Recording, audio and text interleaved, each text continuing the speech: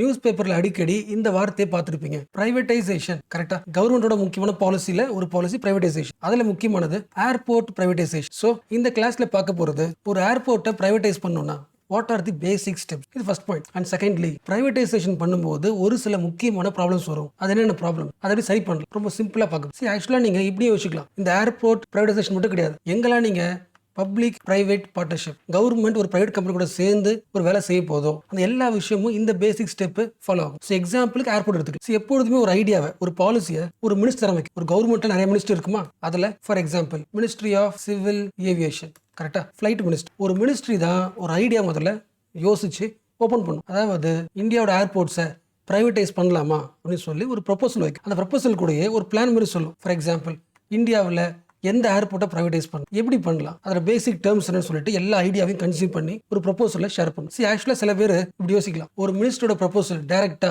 பிபிஎஸ்சிக்கு போயிட்டு நினைப்பீங்க. அப்படி கிடையாது. அதுக்குள்ள குட்டியா எக்ஸ்ட்ரா ஒரு அப்டேட் இருக்கு. ஃபர்ஸ்ட் ப்ரொபோசல் எங்க போகும்னா நித்தி ஆயோக்கு போகும். நித்தி ஆயோக் என்ன பண்ணும், அந்த ப்ரொபோசலை, அந்த அப்ரைஸில் படிச்சு பார்க்கும். படிச்சு பார்த்துட்டு இந்த பிரைவேடைசேஷனை, இந்த பப்ளிக் பிரைவேட் பார்ட்னர்ஷிப், இந்த ப்ராஜெக்டை, அந்த ப்ராஜெக்டோட ஸ்ட்ரக்சரை அனலைஸ் பண்ணிட்டு நம்மளால ஏதாவது இன்புட் தர முடியுமா, இந்த ப்ராஜெக்ட் இம்ப்ரூவ் பண்றதுக்கு அது சில எக்ஸ்ட்ரா இன்புட்ஸ் கொடுக்கும். அந்த இன்புட்ஸ் சேர்த்துக்கிட்டு அந்த ப்ரொபோசல் எங்க போகும், ஃபர்ஸ்ட் ஒரு கமிட்டிக்கு போகும். அந்த கமிட்டி தான் முக்கியமானது, public private partnership appraisal committee. இந்த கமிட்டில ஒரே ஒரு மினிஸ்ட்ரியோட ஆஃபீஸர்ஸ் இருக்க மாட்டாங்க. சென்ட்ரல் கவர்மெண்ட்ல இருந்து, யூனியன் கவர்மெண்ட்ல இருந்து எல்லா முக்கியமான ஆஃபீஸர்ஸ் இருப்பாங்க. அதுக்கு ஹெட்டா, இந்த கமிட்டி ஹெட்டா உங்களுக்கு தெரியும், ஒரு IAS officer, secretary, department of economic அஃபேர்ஸோட செக்ரட்டரி தான் ஹெட். பாயிண்ட் புரியுதுல? எதுக்கு எல்லா ஆஃபீஸர்ஸும் முக்கியம்? ஏன்னா ஒரு ப்ராஜெக்ட்ன்றது, ஒரு அப்ரைசல் பாக்குறோம்ல, அதுல என்ன இருக்கும், பிளான் மட்டும் இருக்காது. அந்த பிளானுக்கான காசு இருக்கும், ஃபினான்ஸ் இருக்கும், பப்ளிக் மணி இருக்கும். அப்ப ஆக்ட் வந்துடும், லீகாலிட்டி வந்துடும். கூட எக்ஸ்ட்ரா தரப்போறது பிரைவேட்டுக்கு கமர்ஷியல் டேர்ம்ஸ் இருக்கு. எல்லாத்தையும் அனலைஸ் பண்றதுக்கு ஒரு குரூப் தேவையில்ல, எல்லா முக்கியமான ஆஃபீஸர்ஸும் வருவாங்க. இந்த கமிட்டி தான், இந்த பிபிஎஸ்சி கமிட்டி தான் ஃபர்ஸ்ட் என்ன பண்ணும், அதை அனலைஸ் பண்ணிட்டு ஃபர்ஸ்ட் லெவல்ல, ஒரு ஃபர்ஸ்ட் ஸ்டெப்ல ஒரு அப்ரூவல் கொடுக்கும். அதுக்கு பேர் உங்களுக்கு தெரியும், இன் பிரின்சிபல் அப்ரூவல் அர்த்தம்.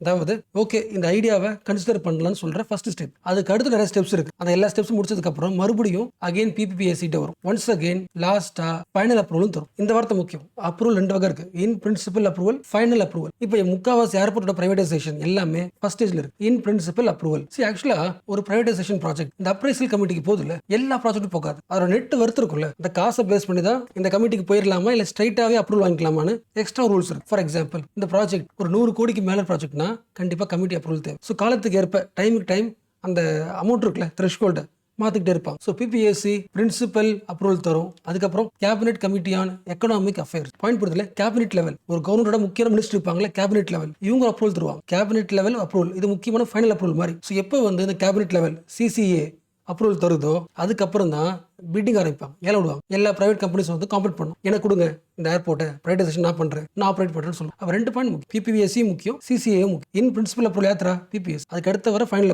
பிட்டிங் ஆரம்பிக்க போற ஸ்டேஜ். இந்த ரெண்டு வார்த்தை தவிர்த்துட்டு, அதாவது பப்ளிக் பிரைவேட் பார்ட்னர்ஷிப்புக்கு ஒரு அப்ரைசல் கமிட்டி இருக்கு, நார்மல் ரூட். சம்டைம்ஸ் ஒரு பெரிய விஷயத்துக்கு, ஃபார் எக்ஸாம்பிள் ஒரே டைம்ல ஒரு 10 ஏர்போர்ட்டை பிட் விட போறோம், பிரைவேடைஸ் பண்ண போறோம். அப்ப இது நார்மல் ஸ்கோப் கிடையாது, திஸ் இஸ் ஸ்பெஷல் டிசிஷன். அப்ப என்ன பண்ணுவாங்கன்னா extra GOS, empowered group of secretaries, எல்லா முக்கியமான டிபார்ட்மெண்ட்டும் ஒன்னா சேரும். அது ஹெட் யாரு, நித்தி ஆயோக் கூட CEO. ஒரு பெரிய முடிவு இல்ல, அவங்க யோசிச்சு எடுப்பாங்க. இந்த டைம் தெரிஞ்சுக்கணும், ஓகேவா? இப்போ இதை விட்டுருங்க. அண்ட் சில பேருக்கு sometimes airport authority of India, இந்த வார்த்தை எங்க ஒரு யோசிக்கலாம், கவர்மெண்டோட ஏர்போர்ட்டை மெயின்டைன் பண்றது இவங்க, ஏர்போர்ட் அத்தாரிட்டி ஆஃப் இந்தியா. இப்போ இந்த அத்தாரிட்டி எங்க போகுது, இன்னொரு பிரைவேட் கம்பெனிக்கு போகும். சொல்றது பேசிக் அந்த கீ டேர்ம்ஸ் புரிஞ்சுல. இப்போ அடுத்த பாயிண்ட்டுக்கு வரலாம். இந்த அப்ரைசல் கமிட்டி பிரின்சிபல் அப்ரூவல் ஒரு 11 ஏர்போர்ட்டுக்கு கொடுத்தாச்சு. அதாவது ஒரு 11 ஏர்போர்ட்டை பிரைவேடைஸ் பண்றதுக்கான ஃபர்ஸ்ட் லெவல் அப்ரூவல் இந்த கமிட்டி கொடுத்துருச்சு. இப்போ அடுத்த முக்கியமான பாயிண்ட், சென்ட்ரல் கவர்மெண்ட் எந்த 11 ஏர்போர்ட்டை பிரைவேடைஸ் பண்ண போறோம் சொல்லியாச்சு. அதில் திருச்சி ஏர்போர்ட்டும் வருது. இப்போ என்ன பண்ண போறாங்கன்னா, ஒவ்வொரு 11 ஏர்போர்ட்டையும், ஒவ்வொரு தனித்தனி ஏர்போர்ட்டையும் தனித்தனியாக ஏலம் விடல. என்ன பண்றாங்கன்னா, பண்டிலா சேர்க்கறாங்க. 2 ஏர்போர்ட்னு மொத்தம் 5 பண்டில் ப்ராஜெக்ட் புரியுதுல, மொத்தம் 11 ஏர்போர்ட். ஃபர்ஸ்ட் 10 ஏர்போர்ட் வச்சுக்கலாம், 2 ஏர்போர்ட் ஒரு பண்டில், அடுத்து 2 ஏர்போர்ட் ஒரு பண்டில், ஒரு 5 பண்டில், கடைசி எக்ஸ்ட்ரா ஒரு ஏர்போர்ட். பண்டிலா ஏலம் விட போறாங்க. ஃபார் எக்ஸாம்பிள், நான் ஒரு கம்பெனி, நான் ஏலத்துக்கு வரேன்னா என் முன்னாடி 5 பண்டில் இருக்கும். அப்ப நான் ஏலம் வாங்க போறது ஒரு ஏர்போர்ட் கிடையாது, 2 ஏர்போர்ட் சேர்ந்து ஒரு பண்டில் வாங்க போறேன். பாயிண்ட் புரிஞ்சா? ஒவ்வொரு ஏர்போர்ட்டையும் தனித்தனியா பிரைவேடைஸ் பண்ணாம 2 ஏர்போர்ட்டா கம்பைன் பண்ணி ஒரு பண்டிலா பிரைவேடைஸ் பண்றாங்க, ஏலம் விடுறாங்க. What is the reason? ரொம்ப சிம்பிள், நல்லா யோசிங்களேன். ஒரு ஏர்போர்ட் பயங்கர ஃபேமஸ், நிறைய பேர் வர ஏர்போர்ட். ஒரு ஏர்போர்ட்ல பாப்புலேஷன் ரொம்ப கம்மியா தான் வருவாங்க. இப்போ கம்பெனிக்காரங்களுக்கு எது வேணும் கேட்டா எதை சூஸ் பண்ணுவாங்க? அதிக லாபம் வர்ற ஏர்போர்ட் தான் சூஸ் பண்ணுவாங்க. அப்ப most of the private companies எதை விட்டுருவாங்க? எந்த ஏர்போர்ட்ல ப்ராஃபிட் கம்மியா வருதோ அது ஏலத்துக்கு வர மாட்டாங்கல்ல. சோ கவர்மெண்ட் ஒரு ஐடியா பண்ணுது, ஒரு ஸ்ட்ராங் ஏர்போர்ட், ஒரு வீக் ஏர்போர்ட், ஒரு ஸ்ட்ராங் ஏர்போர்ட், ஒரு வீக் ஏர்போர்ட், ரெண்டும் சேர்ந்து ஒரு பண்டில். இப்போ நான் ஒரு கம்பெனி வரேன்னா இந்த மாதிரி 5 பண்டில் இருக்கும். நான் என்ன பண்ணுவேன்? I will choose any one bundle. அந்த பண்டில் ஏர்போர்ட்டுக்கு பிட்டிங் ரெடி பண்ணுவேன். அப்ப நான் வாங்குறதுல ஒரு ஏர்போர்ட் ஸ்ட்ராங்கா இருக்கும், வீக்கா இருக்கும். For example Tiruchirappalli plus Tirupati, Amritsar plus Kangra, Bhubaneswar plus Hubli, Raipur plus Aurangabad, Varanasi, Gaya plus Kushinagar. So what is ultimate aim? ஒரு ஏர்போர்ட்டை மெயின்டைன் பண்றதுக்கு அதிகமான காஸ்ட் தேவைப்படும். Maintenance, staff, technology, commercial management, terminology development நிறைய தேவைப்படும். அப்ப அந்த ஏர்போர்ட்ல இருந்தே காசு வந்தா மட்டும் தான் மேனேஜ் பண்ண முடியும். அப்ப நிறைய ஏர்போர்ட்ல பாப்புலேஷன் கம்மி தான், அதை வச்சு மேனேஜ் பண்ண முடியாது. அப்போ ஒரு கம்பெனிக்கு ஒரு ஸ்ட்ராங் ஏர்போர்ட் கூட வீக்கர் கொடுத்தா அந்த ஸ்ட்ராங் ஏர்போர்ட் வர ரெவன்யூ வச்சுக்கிட்டு வீக்கர் ஏர்போர்ட்டை மேனேஜ் பண்ண முடியும். So it is the responsibility of the company to operate also the weaker air. So கிளியர்ல அந்த பண்டில் ஐடியா புரிஞ்சிச்சுல. இப்போ நெக்ஸ்ட் ஒரு முக்கியமான கொஸ்டின் யோசிச்சு ஆன்சர் பண்ணுங்க. மொத்தம் எத்தனை பண்டில்? 5 பண்டிலா? ஒவ்வொரு பண்டிலையும் ஒரு வீக்கு ஒரு ஸ்ட்ராங், அதான பார்த்தோம். இப்போ நான் ஒரு கம்பெனி ஃபர்ஸ்ட் பண்டில் வாங்குறேன், ஓகே. இப்போ அதே கம்பெனி 2வது பண்டிலே வாங்குது, அதே கம்பெனி 3வது பண்டிலே வாங்குது, அதே கம்பெனி 4வது பண்டிலே வாங்குது. ஸோ இப்படி நடந்துச்சுன்னா என்ன இம்பாக்ட் ஏற்படும் யோசிக்க முடியுதா? ஒரே கம்பெனி 5 பண்டிலையும் பிட் விட்டு ஏலம் விட்டு அதே வாங்கிடுச்சுன்னா பார்க்க எப்படி இருக்கும்? இந்தியாவோட ஏர்போர்ட்ல ஒரு மிகப்பெரிய ஷேர் யார்கிட்ட இருக்கும்? ஒரே ஒரு கம்பெனி கிட்ட இருக்கும்ல. ஒரே ஒரு கம்பெனி இந்தியாவோட முக்கியமான எல்லா ஏர்போர்ட்டும் ஷேரும் ஒரு கம்பெனி கிட்ட இருக்கும். இது பாசிட்டிவ் நெகட்டிவா? நெகட்டிவ் தான் அதிகம் இல்ல. எப்படி? ரொம்ப சிம்பிள். ஒரு எக்ஸாம்பிள், நீங்க ஒரு கடைக்கு போறீங்க, ஒரு டீ ஷாப் வச்சு டீ குடிக்கிறீங்க, டேஸ்ட் சரியில்லைன்னா இந்த கடையை விட்டுட்டு இன்னொரு கடைக்கு போறதுக்கு உங்களுக்கு ஆப்ஷன்ஸ் இருக்கு, ஆல்டர்னேட்டிவ் இருக்கு. வேற ஷாப், வேற ரெஸ்டாரண்ட், வேற மொபைல் நெட்வொர்க், எதை வேணா மாத்திக்க முடியும், ஆல்டர்னேட்டிவ் இருக்கு. பட் ஏர்போர்ட் அப்படி கிடையாது. நம்ம ஊருக்கு ஒரு ஏர்போர்ட் தான் இருக்கும். அந்த ஏர்போர்ட்டை யார் ஆப்ரேட் பண்றாங்களோ அவங்க தான் ஆப்ரேட் பண்ணுவாங்க. பாயிண்ட் புரிஞ்சுல? நம்ம ஊர்ல இருக்கிற ஏர்போர்ட் இருக்கும்ல, அந்த ஏர்போர்ட்ல நடக்கிற ஆப்ரேஷன் சரியில்லைன்னு சொல்லிட்டு இன்னொரு ஏர்போர்ட்டுக்கு போற ஆல்டர்னேட்டிவ் கிடையாது. அப்ப ஏர்போர்ட்டை சூஸ் பண்றதுல முக்கியமா ஏர்போர்ட்டோட ஆப்ரேட்டர் இருக்காங்களே, அதுல கன்சூமர்ஸ்க்கு சாய்ஸ் எப்படி இருக்கு? லிமிடெட். அப்ப யோசிங்க, எல்லா ஊர்ல இருக்கிற ஏர்போர்ட்டும் ஒரே கம்பெனி தான் மேனேஜ் பண்ணுதுன்னா எஃபிஷியன்சி எப்படி இருக்கும்? டிரான்ஸ்பரன்சி எப்படி இருக்கும்? காம்படிஷன் இருக்குமா? யோசிக்க முடியுதா? இப்படி யோசிங்களேன். இது ஒரு கம்பெனி, இந்த ஏர்போர்ட்டை வாங்குறது இந்த கம்பெனி, இந்த ஏர்போர்ட் வாங்குறது இன்னொரு கம்பெனி, இது இன்னொரு company, 4th company, 5th company, 6th company. ஒவ்வொரு ஏர்போர்ட்டையும் மேனேஜ் பண்றது ஒவ்வொரு டிஃபரெண்ட் கம்பெனிஸ் ஆப்ரேட் பண்றாங்க. அப்ப கம்பேர் பண்ணிக்கலாம், எந்த ஏர்போர்ட்ல எஃபிஷியன்சி சூப்பரா இருக்கு, எந்த ஏர்போர்ட்ல எல்லா பொருள் விலையும் சீப்பா இருக்கு, காம்படிஷன் இருக்கும். பட் எல்லா ஏர்போர்ட்டையும் ஒரே ஆள் ஆப்ரேட் பண்றாங்கன்னா அவனுக்கு போட்டியே கிடையாது. அவன் வைக்கிறதா ரூல்ஸ். நீங்க போர்ட்டல் படிச்சிருப்பீங்களே, ஒலிகோ போலிஸ்டிக். ரொம்ப சில பேர் கையில மட்டும் எல்லா சோர்ஸும் எல்லா விஷயமும் போயிடுது. ஸோ ஒரு சில கம்பெனிஸ் கிட்ட மட்டுமே எல்லா பவரும் போயிடுச்சுன்னா, எல்லா ரிசோர்ஸ் போயிடுச்சுன்னா காம்படிஷன் இருக்கு. ஸோ ரியல் காம்படிஷன் இல்லாத மார்க்கெட்ல என்ன உருவாகும்? கொஞ்சம் கொஞ்சமா பிரைசஸ் அதிகமாகும். சர்வீஸோட குவாலிட்டியை கொஸ்டின் கேட்க முடியாது, அக்கௌண்டபிலிட்டி குறைஞ்சிடும். So what is the point? எல்லா பண்டில்ஸையும் ஒரே ஒரு கம்பெனிட்ட கொடுத்தா first demerit what? Oligopolistic concentration. சில பெரிய கம்பெனிஸ் கிட்ட மட்டும் ஒட்டுமொத்த ஷேர் வந்துடும், எஃபிஷியன்சி குறைஞ்சிரும். அது பார்த்தாச்சு. பட் இன்னொரு நெகட்டிவ் இருக்கு, உங்களுக்கே தெரியும். ஒரு ஏர்போர்ட்டை மேனேஜ் பண்றதுக்கு நான் ஒரு கம்பெனிக்காரன் ஏலத்துல வாங்கிட்டேன்னா அதை ஆப்ரேட் பண்றது எனக்கு காசு தேவையில்ல. எப்பொழுதும் ஒரு பிசினஸ்ல இன்வெஸ்ட் பண்ற காசை என்ன பண்ணுவாங்க? லோன் தான் வாங்குவாங்க. இப்போ ஒரு கம்பெனி ஒரு ஏர்போர்ட்டுக்கு கடன் வாங்குச்சுன்னா அந்த கடனை மேனேஜ் பண்ண முடியும். அது ஒரே கம்பெனி ஒரு 6 ஏர்போர்ட்டையும் எல்லா ஏர்போர்ட்டையும் அதே மேனேஜ் பண்ணுச்சுன்னா என்ன பண்ணணும்? ஒவ்வொரு ஏர்போர்ட்டுக்கு எக்ஸ்ட்ரா கடன் வாங்கிட்டே இருக்கணும். கடன் மேல கடன், கடன் மேல கடன். இதுக்கு பேர் என்ன? Over leveraging. உங்களுக்கு தெரிஞ்சதுதான். ஒரு கடனுக்கு மேல, ஒரு டெப்ட்டுக்கு மேல இன்னொரு டெப்ட் ஸ்டாக் மாதிரி அதிகமாயிட்டே இருக்கும். அண்ட் சில பேர் யோசிக்கலாம், கடன் வாங்குறது அந்த கம்பெனி வாங்க, ஒரு பிரைவேட் கம்பெனி, அந்த பிரைவேட் கம்பெனி எவ்வளவு கடன் வாங்க நமக்கு என்ன? அது கரெக்ட் தான் இல்ல. பட் இங்க என்ன ஆகுது? இந்த பிரைவேட் கம்பெனி பண்ற ஒர்க் என்ன ஒர்க்? Critical infrastructure work. ஒரு கண்ட்ரியோட முக்கியமான இன்ஃப்ராஸ்ட்ரக்சர்ல ஏர்போர்ட் ஒன்று. ஒருவேளை இந்த கம்பெனிக்காரன் நிறைய கடன் வாங்கி திருப்பி கட்ட முடியாம ஒரு பினான்சியலி ஸ்ட்ரெஸ்ல மாட்டிக்கிட்டா ஒரு கண்ட்ரியோட முக்கியமான இன்ஃப்ராஸ்ட்ரக்சரும் அதில் மாட்டிக்கும்ல. அப்போ ஒரே ஆள் கிட்ட எல்லா ப்ராஜெக்ட்டை கொடுக்கறதுனால வர 2 முக்கியமான பிரச்சனைக்கு தெரிஞ்சு போச்சு. ஒன்னு ஒலிகோபோலிஸ்டிக், லேக் ஆஃப் காம்படிஷன். ரெண்டாவது over leverage. Company becomes risk, therefore public infrastructure also becomes risk. So இப்போ சொல்லுங்க, இந்த நெகட்டிவ்ஸ்லாம் ஏன் பார்க்குறோம்? ஏன்னா இப்போ பேசினது அப்படியே ரியாலிட்டி. எத்தனை பண்டில்ஸை ஏலம் விட்டாங்களோ எல்லா பண்டில்ஸையும் ஒரே ஒரு கம்பெனி வாங்கிருக்கு, அதானி கம்பெனி வாங்கிருக்கு. இதான் ப்ராப்ளமே. அப்போ இந்த ப்ராப்ளம் எப்படி சரி பண்றது? ஒவ்வொரு கம்பெனிக்கும் ஒரு கேப் ஃபிக்ஸ் பண்ணிடலாம், ஒரு லிமிட் ஃபிக்ஸ் பண்ணிடலாம். இத்தனை பண்டிலுக்கு மேலே வாங்கக்கூடாது ஃபிக்ஸ் பண்ணிடலாம். ஆக்சுவலாக பார்த்தோன்னா இந்த மாதிரி ப்ராப்ளம் வரலான்னு முன்னாடியே யோசிச்சு நித்தி ஆயோகம் ஃபினான்ஸ் மினிஸ்ட்ரியும் ஆல்ரெடி இந்த பாயிண்ட்ஸ் சொல்லியாச்சு. இந்தியாவோட முக்கியமான இன்ஃப்ராஸ்ட்ரக்சரை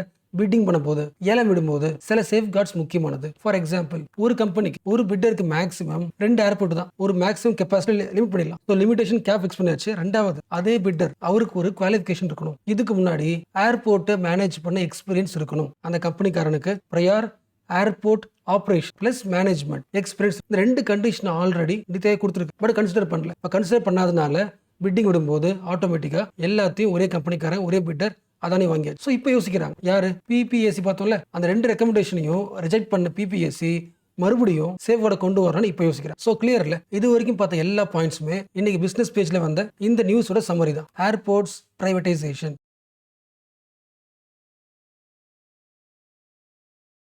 ஸோ இந்த கிளாஸ்ல நம்ம என்ன பண்ண போறோம்னா சில குட்டி குட்டி நம்பர்ஸ் பார்க்க போறோம். சில இம்பார்ட்டன்ட் டேட்டாஸ், ஒரு 5 to 6 இம்பார்ட்டன்ட் டேட்டாஸ். இந்த டேட்டாஸ் வழியா இந்தியாவோட எக்கனாமியை, இந்தியாவோட எம்ப்ளாய்மெண்ட்டை புரிஞ்சுக்க போறோம். அது வழியா கொஞ்சம் இந்தியாவோட சொசைட்டி, இந்தியாவோட ஃபேமிலி எந்த ஸ்டேட்டஸ்ல இருக்குன்னு அனலைஸ் பண்ணுவோம். அண்ட் மேபி சில பேருக்கு இந்த நம்பர்ஸ்லாம் ஃபர்ஸ்ட் டைம் பார்க்கறதுனால கொஞ்சம் காம்ப்ளெக்ஸா இருக்கும். அதாவது நம்பர் புரிஞ்சிடும், இமேஜின் பண்ண கொஞ்சம் டஃபா இருக்கும். ஸோ முடிஞ்ச அளவுக்கு ரொம்ப சிம்பிளா பார்க்கலாம். அண்ட் அந்த நம்பர் வழியா இந்தியாவோட எக்கனாமியை புரிஞ்சுக்க ட்ரை பண்ணலாம். ஸோ ஃபர்ஸ்ட் ஒரு பர்சனை பார்க்கலாம். ஒரு யங்ஸ்டர் சந்துரு வச்சுக்கலாம். இவர் இன்ஜினியரிங் முடிச்சிருக்காரு. இன்ஜினியரிங் முடிச்சு 2 வருஷம் ஆகுது. 2 வருஷமா ஜாப் தேடிட்டே இருக்காரு. வாரம் அப்ளை பண்ணுவாரு, மாசம் சர்ச் பண்ணுவாரு. ஒரு கட்டத்துல எக்ஸாஸ்ட் ஆயிட்டாரு. சோ இப்படி இருக்கிற யங்ஸ்டர்ஸ் நீங்க பார்க்க முடியும். சோ அவங்களோட ரெப்ரசன்டேட்டிவா அவங்களோட நேம் சந்துருன்னு வச்சுக்க. சோ இப்ப சொன்ன ஸ்டோரி படி பார்த்தோன்னா சந்துரு அன்எம்ப்ளாய்டு தானே. பட் இங்க ஒரு குட்டி பிரச்சனை இருக்கு. வேலை இல்லாத எல்லாரையுமே நாம ஜென்ரலா அன்எம்ப்ளாய்டு சொல்லுவோம். பட் டேட்டா ரெடி பண்ணும்போது, ஒரு சர்வே எடுத்து டேட்டா ரெடி பண்ணும்போது வேலை இல்லாத எல்லாரையும் அன்எம்ப்ளாய்மெண்ட்ல சேர்க்கறது இல்ல. நிறைய பேர் இன்விசிபிள் ஆயிடுவாங்க, காணாம போயிடுவாங்க. அதாவது நீங்க பாக்குற அன்எம்ப்ளாய்மெண்ட் டேட்டாக்குள்ள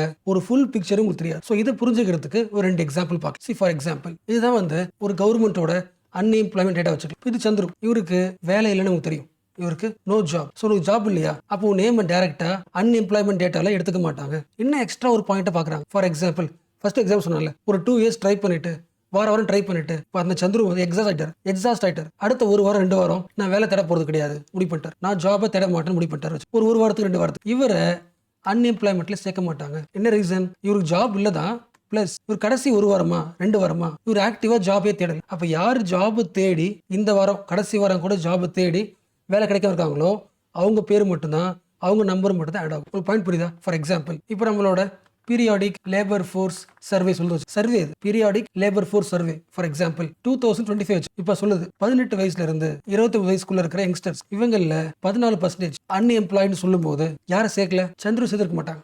கரெக்டா? ரீசன், அவர் ரீசெண்டா லாஸ்ட் வீக்ல ஜாப் தெரியல. அப்ப பீரியாடிக் லேபர் ஃபோர்ஸ் சர்வேல பாக்குற நம்பர் 14.8% நம்பர் ஜாப் கிடைக்காம லாஸ்ட் வீக் வரைக்கும் தேடிட்டு இருக்காங்களே அவங்க மட்டும் ஆட் பண்றாங்க. இது ஒரு ஐடியா. ஆக்சுவலா சில பேருக்கு இது ரொம்ப சிம்பிளா இருக்கும். அதாவது 18 வயசுல இருந்து 29 வயசுக்குள்ள இருக்கிற யங்ஸ்டர்ஸ்ல ஒரு 100 பேர் எடுத்துக்கிட்டா ஒரு 14 பேருக்கு 14% அன்எம்ப்ளாய்ட். ஏன் கம்மியா இருக்கு? சந்திரமுறை ஆட்கள்ல சேர்க்கல. ஒரு குறிப்பிட்ட மாசம் 2 மாசம் வேலை தராம இருக்காங்கன்னா அவங்க பேர் இல்ல. இது ஒரு பாயிண்ட். ரெண்டாவது, இன்னொரு டேட்டாவை பார்க்கலாம். இந்த 18 வயசுல இருந்து 29 ஏஜுக்குள்ள இருக்கிற யங்ஸ்டர்ஸ் இருக்காங்களே, ஃபர்ஸ்ட் பார்த்தது எல்லாரையும் பார்த்தாச்சு. ஒட்டுமொத்த யங்ஸ்டர்ஸையும் பார்த்து ஒரு 14% அன்எம்ப்ளாய்ட் சொல்லியாச்சு. பட் இப்போ என்ன பண்ண போறோம்னா டெர்ஷியரி லெவல், இந்த ஏஜ் கேட்டகரிக்குள்ள இருக்கிற டிகிரி வரைக்கும் முடிச்ச யங்ஸ்டர்ஸ். ஃபர்ஸ்ட் பார்த்தது எல்லா யங்ஸ்டர்ஸ் சேர்த்து பார்த்தா ஒரு 14% வேலை கிடைக்கல. இப்போ தனியாக பிரிச்சிடலாம். ஒரு டிகிரி வரைக்கும் படிச்ச யங்ஸ்டர் எடுத்துக்கலாம். அவங்க லிஸ்ட்ல பார்த்தோன்னா 29.4% அன்எம்ப்ளாய். பாயிண்ட் புரியுதுல? அப்போ இந்தியாவில் எஜுகேஷன் அதிகமாக அன்எம்ப்ளாய்மெண்ட் அதிகமாயிட்டு இருக்கு, வேலை கிடைக்க மாட்டேங்குது. ஸோ இந்த நம்பர் முக்கியம். அண்ட் இன்னொரு முக்கியமான பாயிண்ட், இந்த டாபிக் இது தேவையில்லை, பட் சில பேர் டவுட் வந்திருக்கலாம், அதனால சொல்றேன். இந்த பர்சன்டேஜ்ல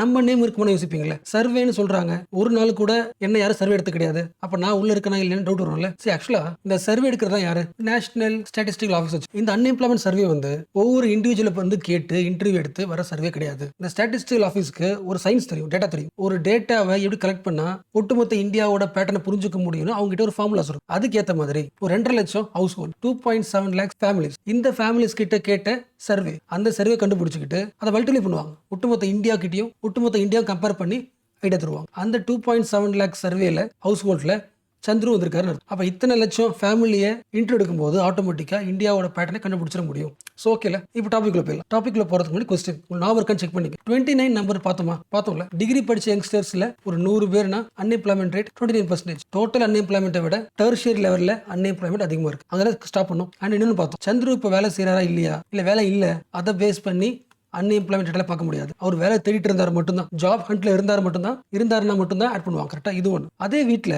இன்னொரு கேட்டர் வச்சுக்கலாம். பிரியா வச்சு ஒரு கேர்ள், இவங்களும் படிச்சிருக்காங்க, பட் ரொம்ப வருஷம் ஆச்சு, 1 year 2 year இந்த ஜாப் தேடுறதே விட்டாச்சு. அதாவது அவங்க ஒர்க்கும் பண்ணல, இல்லை ஏதோ ஒரு எக்ஸாம் படிச்சுட்டும் இல்லை, எந்த ட்ரைனிங்லையும் இல்லை, எந்த ஸ்கில்லையும் இப்போ என்ன பண்ணல, ஃபோக்கஸ் பண்ணல. காலப்போக்கில் டிகிரி படிச்சாங்க, கொஞ்ச நாள் ட்ரை பண்ணிருக்கலாம், அவ்வளோ வருஷங்கள் போயிருக்கும், மறந்து போயிருக்கலாம், ஹவுஸ் ஹோல்டுக்குள்ளே வந்திருக்கலாம். இந்த பேட்டர்னை நீங்கள் பார்க்கணும். இப்போ யோசிங்களேன், அந்த அன்எம்ப்ளாய்மெண்ட் டேட்டா பார்த்தோம்ல, அதுக்குள்ளே பிரியா வருவாங்களா? வரமாட்டாங்களே. அப்போ நாம பாக்குற unemployment data is not reality. நிறைய பேர் ஃபில்டர் பண்ணிடுறோம். அவங்கள ஆட் பண்ணா இன்னும் பர்சன்டேஜ் எப்படி இருக்கும்? அதிகமா இருக்கும். அந்த பர்சன்டேஜ்ன்றது ஒரு 13%, 29% ஜாப் தேடிட்டு இருக்கவங்க மட்டும்தான் போட்டிருக்கோம். ஸோ ஃபர்ஸ்ட் மறுபடியும் கேட்கறேன், சந்துருக்கும் பிரியாவுக்கும் டிஃபரன்ஸ் புரிஞ்சா? சந்துருவும் பிரியா ஒண்ணு கிடையாது. சந்துரு கடைசி 2 வருஷமா ஜாப் தேடிட்டு இருக்காரு. கடைசி ஒரு வாரம் ஒரு 2 வாரம் ஜாப் தரல. இவங்க ஜாப் தர நிறுத்திட்டாங்க. இப்போ படிக்கவும் இல்ல, எக்ஸ்ட்ரா ட்ரைனிங்கும் போல, எம்ப்ளாய்மெண்ட்ல இல்ல. ஆக்சுவலா இந்த மாதிரி பாப்புலேஷன் கேர்ள்ஸ்ல நிறைய பேர் இருக்காங்க. இவங்களை சிம்பிளா நம்ம ஒரு வார்த்தை சொல்ல முடியும். நான் வச்சுக்கிறதுக்கு நீட்னு சொல்லலாம். Neither in education, neither in employment, neither in training. So job சம்பந்தப்பட்ட எதுவுமே பண்ணாம மறந்து போய் இருக்காங்கல்ல, நீட். இந்த பேர்ல இவங்களை யோசிக்க முடியும். இதை மைண்ட்ல வச்சுக்க. இப்போ ஃபர்ஸ்ட் பார்த்தோம்ல 14.8% என்ன பார்த்தோம்? அன்எம்ப்ளாய்டு யங்ஸ்டர்ஸ் பார்த்தோமா? எல்லாரும் சேர்த்து பார்த்தோம்ல. இந்த 18 இருந்து 29 ஏஜ்க்குள்ள இருக்க யங்ஸ்டர்ஸ் எத்தனை பேர் நீட்டா இருக்காங்க? அன்எம்ப்ளாய்டுனா பார்த்தோம்ல, வேலை கிடைக்காம வேலை தேடிட்டு இருக்காங்க. எல்லாரையும் சேர்த்து, எல்லா யங்ஸ்டர்ஸ் சேர்த்து 14.8%. எத்தனை பர்சன்டேஜ் யங்ஸ்டர்ஸ் எந்த எக்ஸ்ட்ரா எஜுகேஷன் எடுத்துக்காம, எந்த எம்ப்ளாய்மெண்ட்லும் இல்லாம, எந்த ட்ரைனிங் இல்லாம இருக்கிறவங்க எத்தனை பேர்? 40%. இதான் முக்கியமான. அதாவது 10 பேர்ல ஒரு 10 யங்ஸ்டர் எடுத்தீங்கன்னா இதுல 4 பேர் எம்ப்ளாய்மெண்ட்லயும் இல்ல, எக்ஸ்ட்ரா எஜுகேஷனும் எடுக்கல, ட்ரைனிங்கும் இல்ல. சோ கிளியர் இல்ல ஒருவேளை இது வரைக்கும் பார்த்த நம்பர் புரியலனா இந்த 2 நம்பர் ஆச்சு. Just 2 numbers. 29.4% unemployment rate, 40% NEET rate. Meaning புரிஞ்சா? இந்த 40% மக்களுக்கும் வேலை கிடையாது, இவங்களுக்கு வேலை கிடையாது. பட் இவங்க என்ன பண்றாங்க? கதவை தட்டிட்டு இருக்காங்க, ஜாப் கிடைக்கும் சர்ச் பண்ணிட்டு இருக்காங்க. பட் சில பேர் 40% கதவு தட்டுறது ஸ்டாப் பண்ணிட்டாங்க. பிரியா மாதிரி ஆட்கள் ஜாப் போற இன்ட்ரெஸ்ட் விட்டாச்சு. என்ன ரீசன் உங்களுக்கு தெரியும்? ஒரு வீட்ல கேர்ள், ஒரு வீட்ல பாய், 2 பேருமே எஜுகேட்டடா இருந்தாலும் எம்ப்ளாய்மெண்ட் பிரஷர் யார் மேல இருக்கும்? பாய் மேல இருக்கும். அந்த எம்ப்ளாய்மெண்ட் பிரஷர் இருக்கிறதுனால அந்த பாய் என்ன பண்ணுவாரு? வாரம் ஜாப் இல்லைனாலும் சர்ச் பண்ணுவார். அந்த எம்ப்ளாய்மெண்ட் பிரஷர் இல்லாதனால காலப்போக்கில் ஆட்டோமேட்டிக்கா ஹவுஸ் ஹோல்டுக்கு வந்துருவாங்க. அப்ப இந்த மாதிரி யங்ஸ்டர்ஸ் எதில் பார்க்க முடியாது? நாளைக்கு ஹெட்லைன்ல அன்எம்ப்ளாய்மெண்ட் ரேட் 14%, டிகிரி லெவலுக்கு முடிச்ச அன்எம்ப்ளாய்மெண்ட் ரேட் 29% எல்லாம் ஹெட்லைன் வருதுன்னா இந்த நம்பருக்குள்ள அந்த 40% மக்களை பார்க்க முடியாது. அவங்களாம் ஆட் பண்ணாத டேட்டா அது. ஸோ கிளியர் இல்ல. இது வரைக்கும் பார்த்த நம்பர்ஸ் ஓரளவுக்கு புரிஞ்சுச்சுல. இப்போ நம்பர்ஸ் முடிஞ்சு போச்சு. இப்போ முக்கியமான கொஸ்டினுக்கு வரல. இந்த நம்பர்ஸ்குள்ள இருக்கிற ஹியூமன் லைஃபை பார்க்க. இப்போதைக்கு நான் டிகிரி படிச்சோம் அன்எம்ப்ளாய்டு 29%. இதே வச்சுக்கலாம். நமக்கு தெரியுது கம்மின்னு தெரியும். இல்ல சந்திர வரமாட்டாரு, பிரியா வரமாட்டாங்க. என்ன reason? Unemployment rate based on இப்போ நீ ஜாப் தேடுறியா அதையும் சேர்த்து தான். அப்ப கம்மியா தான் இருக்கும். இப்போ அடுத்த கொஸ்டின், சந்திர இருக்காருல 2 இயர்ஸா ஜாபை ட்ரை பண்றாரு. இவன் கிட்ட இன்கம் மட்டும் தான் இல்ல, வேலைக்கு போல, சோ இன்கம் கிடையாது. பட் அந்த வெயிட் பண்ற இயர்ஸ்லயும் என்ன பண்ணி ஆகணும்? இவருக்கான ஃபுட்டு, டிராவல், இவருக்கான ஃபோன் ரீசார்ஜ் எல்லா செலவு பண்ணிட்டு தான் இருக்கு. ஜாப் அப்ளை பண்றது காசு தேவைப்படும், டெய்லி எக்ஸ்பெண்டிச்சர் காசு தேவைப்படும். இந்த பேர்டனை யார் எடுத்துக்கிறோம்? இந்தியாவோட ஹவுஸ் ஹோல்ட்ஸ் தானே. சந்திர பார்த்தோம் அந்த மாதிரி ஒரு 18 வயசுல இருந்து 29 வயசுக்குள்ள இருக்கிற யங்ஸ்டர்ஸ், அதாவது ஒரு ஹையர் எஜுகேஷன் முடிச்ச ஒரு யங்ஸ்டர் வேலை இல்லாம எத்தனை பேர் வீட்டுல பார்க்கலாம்? 15%. அதாவது ஒரு 100 ஃபேமிலி எடுத்து பாத்தீங்கன்னா அந்த 100 ஃபேமிலியில ஒரு 15 ஃபேமிலியில ஹையர் எஜுகேஷன் முடிச்ச ஒரு யங் அடல்ட்டை பார்க்கலாம். அப்ப அந்த 15 ஃபேமிலி அந்த பையன் படிக்கிறதுக்கான காலேஜ் ஃபீஸ், ஹாஸ்டல், டிராவல் எல்லா எக்ஸ்பென்ஸ் செலவு பண்ண 15% ஃபேமிலி. இந்த 15 ஃபேமிலியில இந்த 15% ஃபேமிலிக்குள்ள எத்தனை ஃபேமிலிஸ் வேலை கிடைக்கலனாலும் சப்போர்ட் பண்ற? பாயிண்ட் புரியுதா? நீங்க ஒரு 5 வீடு பாக்குறீங்க. அதாவது படிச்சு முடிச்சு காலேஜ் முடிச்ச யங்ஸ்டர் வீட்டை பாக்குறீங்க, வேலை இல்லாம இருக்கிற யங்ஸ்டர் வீட்டை பாக்குறீங்க. அதுல எத்தனை வீட்டுல அந்த யங்ஸ்டர் சப்போர்ட் பண்றாங்க? 5 ஃபேமிலியில ஒரு ஃபேமிலி மட்டும்தான் அந்த யங்ஸ்டருக்கு சப்போர்ட் பண்றாங்க. ஃபுட்டு, எக்ஸ்பெண்டிச்சர் பார்த்தோம்ல, அந்த வெயிட் பண்ற டைம்ல அவனுக்கான எக்ஸ்பெண்டிச்சர் பண்றாங்க. 5 ஃபேமிலியில ஒரு ஃபேமிலி தான். இப்ப சொல்லுங்களேன், இந்த ஃபேமிலிஸ்ல ஒரு அன்எம்ப்ளாய்டு யூத் இருக்கிற அந்த ஃபேமிலியில இன்கம் சம்பாதிக்காத அந்த யங்ஸ்டருக்கு சாப்பாடு, எக்ஸ்பெண்டிச்சர் இதெல்லாம் யார் தரணும்? ஃபேமிலி தரணும். அப்ப என்ன பண்ணி ஆகணும்? அந்த ஃபேமிலி தன்னோட வழக்கமான செலவை குறைக்கணும். எல்லாரும் லாவிஷா செலவு பண்ண முடியாது. தன்னோட காஸ்ட்ல அந்த வீட்டுல இருக்கிற ஒவ்வொரு ஹவுஸ் ஹோல்ட்ல இருக்கிற ஒவ்வொரு மெம்பரும் தன்னோட செலவை கொஞ்சம் குறைச்சிக்கிட்டு இப்ப வேலை இல்லாம இருக்கிற யங்ஸ்டருக்கு சாப்பாடு போடணும். பாயிண்ட் புரியுதுல? இந்த ஃபேமிலியில வேலைக்கு போகாத யங்ஸ்டர், இதுல ஃபேமிலிக்கு போன யங்ஸ்டர், இந்த ஃபேமிலி என்ன பண்ணுது? ஒவ்வொரு மாசமும் ஒரு 1087 ரூபாய் குறைவா செலவு பண்ணுது. தன்னோட வழக்கமான செலவு இருக்குள்ள ஃபேமிலி செலவு, மந்த்லி பட்ஜெட், அது நெருக்கி சாப்பாடு போடுது. என்ன சிம்பிளா சொல்லணும்னா அந்த ஃபேமிலிக்குள்ள இருக்கிற ஒவ்வொரு பர்சனும் தன்னோட மாசம் செலவுல 710 ரூபாய் குறைச்சிக்கிறான். தன்னோட எக்ஸ்ட்ரா செலவு இருக்குல்ல 710 ரூபாய், அதை குறைச்சுதான் அந்த அன்எம்ப்ளாய்டு யூத்துக்கு இல்லை எக்ஸ்ட்ரா எக்ஸ்பெண்டிச்சர் தராங்க. So what is the point? ஒரு ஃபேமிலியில ஒரு அன்எம்ப்ளாய்டு யூத் இருக்கும்போது, அவனுக்கு வேலை கிடைக்காம இருக்கும்போது அதனால சஃபர் ஆகுறது சந்துரு மட்டும் கிடையாது, வீட்டில் இருக்கிற எல்லாரோட லைஃப்குள்ளேயும் அது இம்பாக்ட் ஆகுது. மாசமா கொஞ்சம் கொஞ்சமா they are living lesser life, வழக்கமா வாழ்ற லைஃபை ரெஸ்ட்ரிக்ட் பண்ணி குறைவான வாழ்க்கை ஆரம்பிக்கிறார்கள். இப்ப அடுத்த கொஸ்டின், ஒரு ஃபேமிலியால ஜஸ்ட் ஒரு யங்ஸ்டருக்கு சாப்பாடு போட முடியாதா? அவ்வளவு கஷ்டப்பட்ட ஃபேமிலி அது அப்படின்னு கேட்டா, ஜென்ரலா ஒரு அன்எம்ப்ளாய்டு இல்லாத ஒரு வீட்டுல, ஒரு ஹவுஸ் ஹோல்ட்ல 2 பேர் வேலை செய்வாங்க. அன்எம்ப்ளாய்டு இல்லாத யூத்ல ஒரு ஆவரேஜா 2 பேர் வேலை செய்வாங்க. அதுவே ஒரு வீட்டுல அன்எம்ப்ளாய்டு இருக்காங்கன்னா அந்த வீட்டோட ஆவரேஜ் ஒர்க் பண்றவங்க ஒருத்தவங்க 1.5 ஆவரேஜ். அப்ப இந்த ஃபேமிலியில 2 பேர் ஒர்க் பண்றாங்க, இங்க 1.5, பார்க்க 0.5% இருக்கும். பட் பெரிய இம்பாக்ட். அந்த ஒரு ஆள் வேலைக்கு போகாதனால full backup, full savings, full investment, expenditure எல்லாமே கம்மியாயிடும். இப்போ இன்னும் கொஞ்சம் அடுத்த லெவல், அந்த அன்எம்ப்ளாய்டு யூத் இருக்கிற அந்த ஃபேமிலிஸ் இருக்குல்ல, அந்த ஃபேமிலிஸை இன்னும் கொஞ்சம் ரிசர்ச் பண்ணும். இந்த ஃபேமிலிஸ்ல ஒரே ஒருத்தர் கூட வேலை செய்யாம இருக்கிற ஃபேமிலி எத்தனை 14% புரியுது இல்ல. நம்ம ஜென்ரலா பார்க்கல, அன்எம்ப்ளாய்டு யூத்துக்குள்ள இருக்கிற ஃபேமிலி லிஸ்ட்ல அந்த ஹவுஸ் ஹோல்ட்ல ஒருத்தர் கூட ஆக்டிவா ஏர்ன் பண்ணாத ஃபேமிலி எத்தனை பேர்? 14%. ஒரே ஒருத்தர் ஒர்க் பண்றது 39.5%. புரியுது இல்ல. யங்ஸ்டர்ஸ் அன்எம்ப்ளாய்டா இருக்கிற வீட்டுக்குள்ள அந்த வீட்டை மட்டும் கால்குலேட் பண்ணி பர்சன்டேஜ் போட்டா 14% அந்த ஃபேமிலி யாரும் ஒர்க் பண்ணல, ஒருத்தர் கூட இல்ல. மிச்சம் 40%, 13% ஒரே ஒருத்தர் ஒர்க் பண்றாங்க. அப்ப அந்த ஹவுஸ் ஹோல்டோட ஃபுல் பர்டனும் ஒரே ஒருத்தருக்கு தான் சரி. அடுத்த பாயிண்ட், அந்த ஹவுஸ் ஹோல்ட்ல இருக்கிற அந்த ஒரே ஒருத்தவர் ஏர்ன் பண்றாருல, அவரோட ஏர்னிங் என்ன கிடையாது, பிக்ஸ்டு சேலரி கிடையாது. நிறைய பேரோட வீட்டுல ரெகுலர் சேலரிட் ஜாப் இல்ல. கிட்டத்தட்ட 3 வீட்டுல 2 பேர் வீட்டுல பார்த்தோம்ல, ஒரு அன்எம்ப்ளாய்டு யூத் இருக்கிற வீட்டுக்குள்ள பார்த்தா ஒரு 13% ஒருத்தர் வேலை செய்யறாங்க. அந்த ஒருத்தவங்க வேலை செய்யற வீட்டுல எடுத்து பார்த்தோன்னா அதுல வீட்டுல 3ல 2 வீடு, முக்காவாசி வீட்டுல வேலை செய்யறவங்க கேஷுவல் லேபர். அடுத்த மாசம் சம்பளம் தருவாங்களா இல்லைன்னு தெரியாது. It is not regular fixed salary. So safety net இல்லாத ஃபேமிலி. இப்ப சொல்லுங்க, இந்த மாதிரி ஃபேமிலி கஷ்டப்பட்டு ஒரு யூத்தை படிக்க வச்சதுக்கு அப்புறம் அடுத்த மாசம் சேலரியை ரிஸ்க் நினைக்கிற ஒரு ஃபேமிலி, ஒருத்தர் மட்டும் ஏர்ன் பண்ற ஃபேமிலி எத்தனை மாசத்துக்கு வெயிட் பண்ணும்? லாங் வெயிட்டிங் பீரியட் தர முடியுமா? ஸோ கிளியர் இல்ல. சி, இது வரைக்கும் நாம 2 ஐடியாஸை கேரி பண்ணி வந்துட்டு இருக்கோம். ஃபர்ஸ்ட் ஒரு எக்ஸாம்பிள் பார்த்தோமா, பிரியா மாதிரி நிறைய youngsters, millions of young people, அவங்கள அன்எம்ப்ளாய்மெண்ட் டேட்டால இருந்து அன்எம்ப்ளாய்மெண்ட் டேட்டால பார்க்க முடியாது. They are invisible. பிளஸ் இன்னொரு யங்ஸ்டரை பார்த்தோமா, சந்துருவோட ப்ராப்ளம் என்ன? இன்ஜினியரிங் முடிச்சாச்சு, 2 வருஷம் ஆச்சு. அந்த 2 வருஷம் அவர் மட்டும் வெயிட் பண்ணல, ஒட்டுமொத்த ஃபேமிலி வெயிட் பண்ணிட்டு இருக்கு. So unemployment is not the individual problem. கரெக்டா? பட் எங்க வந்து சேருது? ஃபேமிலியில் வந்து சேருது. அப்ப எந்த வீட்டில் ஒரு அன்எம்ப்ளாய்டு இருக்காங்களோ அந்த வீட்டில் ஒவ்வொரு ஃபேமிலி மெம்பர்ஸும் தன்னோட மந்த்லி இன்கம்ல, தன்னோட மந்த்லி எக்ஸ்பெண்டிச்சர்ல, எசென்ஷியல் ஃபுட், எசென்ஷியல் எக்ஸ்பெண்டிச்சர்ல குறைச்சிக்கிறாங்க. ஸோ ஒவ்வொரு ஹவுஸ் ஹோல்ட்லையும் ஒவ்வொரு மந்த்தும் ரொம்ப டைட்டா ரன் ஆகிட்டு இருக்கு. இதனை பார்த்தோம். இன்னும் எக்ஸ்ட்ரா சில டேட்டாஸ், இந்த 2-3 பாயிண்ட் பார்த்துட்டு இந்த ஆர்டிக்கலை முடிச்சு. பட் ரொம்ப முக்கியமான பாயிண்ட், நாம வந்து எஜுகேட்டட் யூத் வச்சு, அதாவது டெர்ஷரி லெவல். ஃபர்ஸ்ட் பார்த்தோம்ல, வாட் இஸ் டெர்ஷரி? டிகிரி வரைக்கும் முடிச்ச எஜுகேட்டட் யூத் ஒரு 100 பேர் எடுத்துக்கிட்டோம். நம்ம ஏன் இவங்களை ஃபோக்கஸ் பண்றோம்? ஃபர்ஸ்டே பார்த்தோம்ல, அன்எம்ப்ளாய்மெண்ட் எங்க அதிகமா இருக்கு? யார் அதிகமா படிச்சிருக்காங்களோ எஜுகேட்டட் பீப்புளுக்கு தான் டெர்ஷரி லெவல்ல தான் அன்எம்ப்ளாய்மெண்ட் அதிகமாக இருக்கு. ஸோ இந்த எஜுகேட்டட் யூத் ஒரு 100 பேர் எடுத்துக்கிட்டா, இந்த 100 பேர்ல டிகிரி முடிச்சுட்டு 1 வருஷத்துக்கு மேல இல்ல 1 வருஷமா ஜாப் சர்ச் பண்ற பசங்க எத்தனை பேர்? 58 பேர். 100 பேர்ல 58 பேர் 1 வருஷமா ஜாப் தேடிட்டு இருக்காங்க. அப்படின்னா 5 பேர்ல 3 பேருக்கு காலேஜ் முடிச்ச உடனே வேலை கிடைக்கல. அட்லீஸ்ட் 1 வருஷத்துக்கு மேல ஜாப் சர்ச் பண்ண வேண்டியது இருக்கு. எத்தனை பேர்ல? ஒரு 5 யங்ஸ்டர்ஸ் பாக்குறீங்கன்னா, டிகிரி முடிச்சவங்க பாத்தீங்கன்னா ஒரு 3 பேர் 1 வருஷத்துக்கு மேல சர்ச் பண்ணிட்டு இருக்காங்க. நெக்ஸ்ட் பாயிண்ட், அந்த 100 பேர்ல 2 வருஷத்துக்கு மேல 2 இயர்ஸ் ஆகியும் இன்னும் ஜாப் சர்ச் பண்ணிட்டு இருக்காங்களே 28.9%. அதாவது 100 பேர்ல 28 பேர் வச்சுக்கலாம், இல்ல 29 பேர் வச்சுக்கலாம். அப்படின்னா 10 பேர்ல 3 பேர், இதான் முக்கியம். இதை கோட் பண்ணாலே போதும். 10 பேர்ல 3 யங்ஸ்டர்ஸ், டிகிரி படிச்ச யங்ஸ்டர்ஸ் 2 வருஷத்துக்கு மேல ஜாப் சர்ச் பண்ணிட்டே இருக்காங்க. இந்த பாயிண்ட் ஏன் முக்கியம்? இந்த ஜாப் ஹண்ட்டுக்கு சில இயர்ஸ் ஆகுதுல்ல, லாங் பீரியட் ஆகுதுல்ல. இவங்க ஃபேமிலி என்ன பண்ணும்? ஒரு 3 மாசம் வரைக்கும் சப்போர்ட் பண்றதுக்கு வெயிட் பண்ணலாம். ஒரு 3 மாசத்துக்கு சேவிங்ஸை குறைச்சிக்கிட்டு செலவு பண்ணலாம், பட்ஜெட் டைட் பண்ணிக்கலாம், எல்லாருமே கொஞ்சம் அட்ஜஸ்ட் பண்ணிக்கலாம். பட்